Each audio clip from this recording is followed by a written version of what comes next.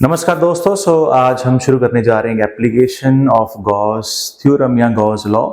Application का नाम है कि हमने स्फेरिकल शेल हमारे पास है जो चार्ज्ड है, कंडक्टिंग शेल है जिसके अंदर कुछ भी नहीं है और सरफेस पे चार्ज है, उसका हमने इलेक्ट्रिक फील्ड फाइंड करना है।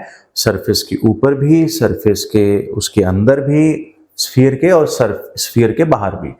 ठीक है, तो हमने सबसे पहले गॉस थ्योरम, अगर आप यहाँ ये वीडियो तक पहुंच चुके हो तो मुझे उम्मीद है कि आपको गॉस लॉ समझ में आ गया होगा और फ्लक्स के बारे में आपको नॉलेज होगी।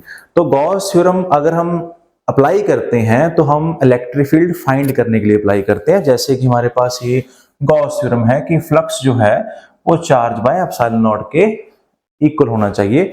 चार्ज वो जो गॉसियन सरफेस के अंदर हो। ठीक है, तो हमारे पास एक स्फीयर है, ये छोटे वाला स्फीयर है, आप देख रहे हो, जिसका रेडियस यहां पे हमने स्मॉल आर लेके रखा हुआ है। ठीक है, और ये जो स्फीयर है ये चार्ज है, यहां पे मैंने रेड कलर के चार्ज दिखा दिए हैं। ठीक है, और अगर हमने इसका इलेक्ट्रिक फील्ड बाहर फाइंड करना है कहीं पे भी, यहाँ पे, यहाँ पे, यहाँ पे, यहाँ पे, यहाँ कहीं पे भी, तो ऑब्वियस है हमें फ्लक्स का कंसेप्ट लेना पड़ेगा। फ्लक्स को हमने इसके इक्वल रखना पड़ेगा। हम ये एरिया फाइंड करेंगे, इसको इधर ले जाएंगे तो इलेक्ट्रिक फील्ड आ जाएगा। बहुत सिंपल सा है। ठीक है, ये सबसे सिंपल एप्लीकेशन है बाकी एप्लीकेशंस के कंपैरेटिवली। तो हमारे पास क्या है, इस पे जो चार्ज है वो क्यू है। यहां पे अगर मैंने इलेक्ट्रिक फील्ड फाइंड करना है यहाँ पे कहीं पे भी, तो मुझे गॉसियन सरफेस लेनी पड़ेगी। इसलिए ऑलरेडी मैंने गॉसियन सरफेस लेके रखी हुई है। ठीक है, टाइम सेव करने के लिए।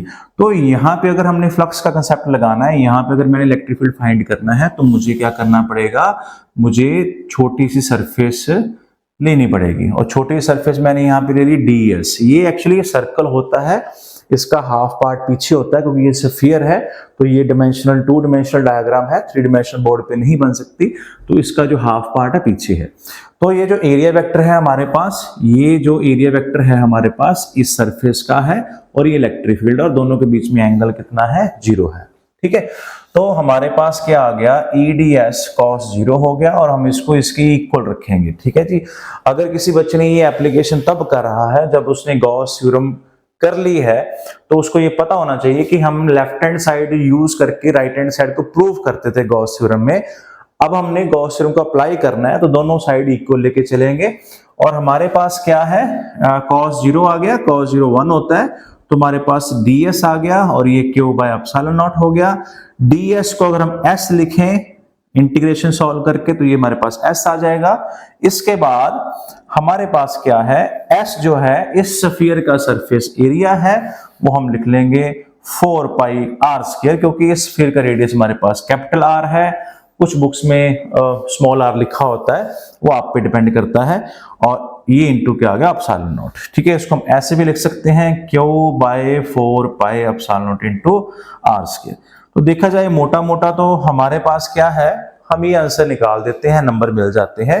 पर आप एक चीज समझो कि यहाँ पे हमने इलेक्ट्रिक फील्ड फाइंड किया है, ठीक है ना, तो हमने इस स्फीयर का रेडियस r क्यों लिया है। इसका इलेक्ट्रिक फील्ड कुछ और होगा, इसका यहाँ कुछ और होगा, इसका यहाँ कुछ और होगा।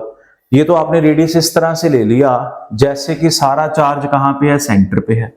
चार्ज तो सेंटर पे है ही नहीं है, चार्ज तो सरफेस पे फैला हुआ। अगर देखा जाए तो इसका इलेक्ट्रिक फील्ड यहाँ पे ज्यादा होगा, इसका यहाँ पे इलेक्ट्रिक फील्ड सबसे कम होगा। जैसे ये नजदीक है पर इससे दूर है, इसका इलेक्ट्रिक फील्ड इससे कम होगा, इसका इससे कम होगा, इसका इससे कम होगा, इसका इससे कम होगा, इसका सबसे कम होगा। ठीक है ना, तो हमने ऐसा क्यों किया है, हमने स्फीयर का सरफेस एरिया ले लिया। ठीक है, इसलिए क्योंकि अगर हम इसका इलेक्ट्रिक फील्ड यहाँ पता करेंगे, मान लो 20 है, और यहाँ इसका पता करेंगे मान लो 10 है, ठीक है, तो हमें एवरेज निकालना पड़ेगा ना। या अगर हम कहें कि छोटे छोटे इलेक्ट्रिक फील्ड ऐड करेंगे, तो फिर हम क्या करेंगे, हर एक इलेक्ट्रिक फील्ड फाइंड करेंगे, तो भी आंसर यही आएगा।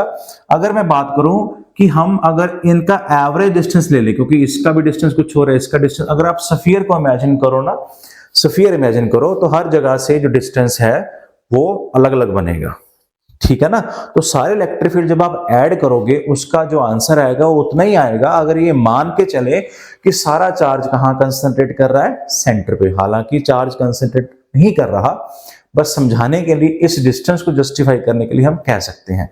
तो ये आंसर हमारा ये वाला आ गया, ठीक है। और ये आंसर वैसा ही है जैसे एक स्मॉल चार्ज पार्टिकल की वजह से जो इलेक्ट्रिक फील्ड होता है उसका, जो आपने पहले किया हुआ है। अब हमारे पास सेकंड केस आता है, ये हमारे पास था आउटसाइड द शेल, ठीक है, आउटसाइड द शेल। अब हम क्या करेंगे, ऑन द शेल, ठीक है। इसको आप नोट कर लीजिए, चाहे स्क्रीनशॉट ले लीजिए, ठीक है। अब हम करेंगे ऑन द शेल। जब हम ऑन द शेल करेंगे तो ऑब्वियस है हमें फिर गॉस थ्योरम अप्लाई करनी पड़ेगी। गॉस थ्योरम के लिए गॉस सरफेस फिर लगानी पड़ेगी। अब गॉस सरफेस कहाँ, देखो हमने कहाँ फाइंड करना है इलेक्ट्रिक फील्ड, सरफेस के ऊपर, यहाँ यहाँ या कहीं पे भी।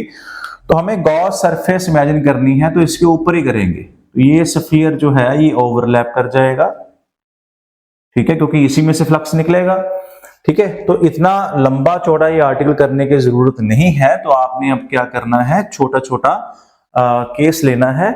जैसे यहां पे लिखेंगे ऑन द सरफेस।